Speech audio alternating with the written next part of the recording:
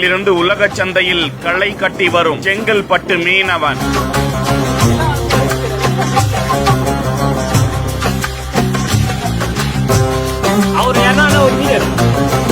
நண்டு கால்களின் எடை மட்டும் அரை கிலோ. ஒரு நண்டு 1000 முதல் 3000 வரை விற்பனை. 3 கிலோ வரை எக்ஸ்போர்ட் குவாலிட்டி.